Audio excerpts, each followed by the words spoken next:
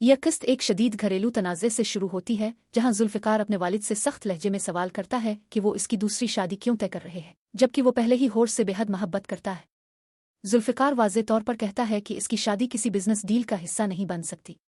वो अपने वालिद पर इल्ज़ाम लगाता है कि वो हमेशा इसे सिर्फ फ़ायदे के लिए इस्तेमाल करते रहे हैं, कभी बेटे की तरह नहीं समझा। वालिद सख्त रवैया इख्तियार करते हुए कहते हैं कि अब वही होगा जो वो चाहेंगे।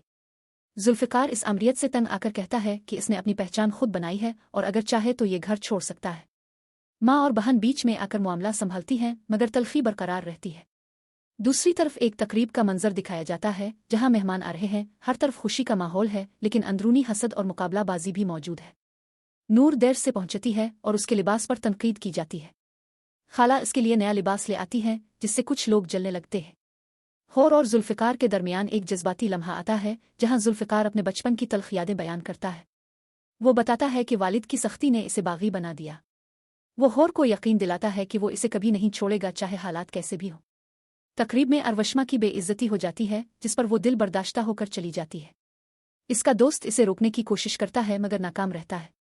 इस वाक़ये से तबकाती फ़र्क और गुरूर वाज़े हो जाता है, जहां अमीर लोग गरीब रिश्तेदारों को कमतर समझते हैं।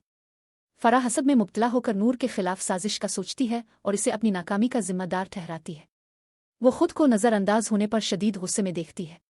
घर में जुल्फ़िकार और होर का रिश्ता मोहब्बत और ख्याल पर मबनी दिखाया जाता है। होर उसकी दवा और सेहत का ख्याल रखती है और दोनों एक दूसरे के लिए कुर्बानी देने को तैयार नजर आते हैं।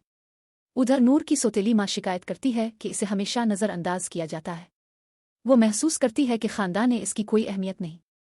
इसका खौफ है कि लोग इसे नाकामा करार देंगे। शादी के रिश्ते की बात भी चलती है, जहां माली मुश्किलात और जहेज का मसला सामने आता है, मगर बाप तसल्ली देता है कि सब ठीक हो जाएगा। एक जज्बाती मंजर में एक लड़की अपनी मरहूम माँ को याद करके रोती है और शको करती है कि दुनिया में कोई उसकी फिक्र नहीं करता। यह मंजर किस्त में गहराई पैदा करता है। बाद में जुल्फ़िकार अपनी बीवी की हिफाजत के मामले में हद से ज्यादा जज्बाती हो जाता है और एक शख्स पर हमला कर देता है, जिसे वो गलत नज़र डालने का इल्ज़ाम देता है। होर बड़ी मुश्किल से इसे रोकती है। यह वाक़या जुल्फ़िकार की ज़हनी कैफियत और अदम तवाज़ुन को ज़ाहिर करता है। आखिरी हिस्से में एक लड़की को सख्ती से रिक्शे में बिठाकर घर भेज दिया जाता है, जो ताल्लुकात में दरार और बेतवज्जुही को ज़ाहिर करता है।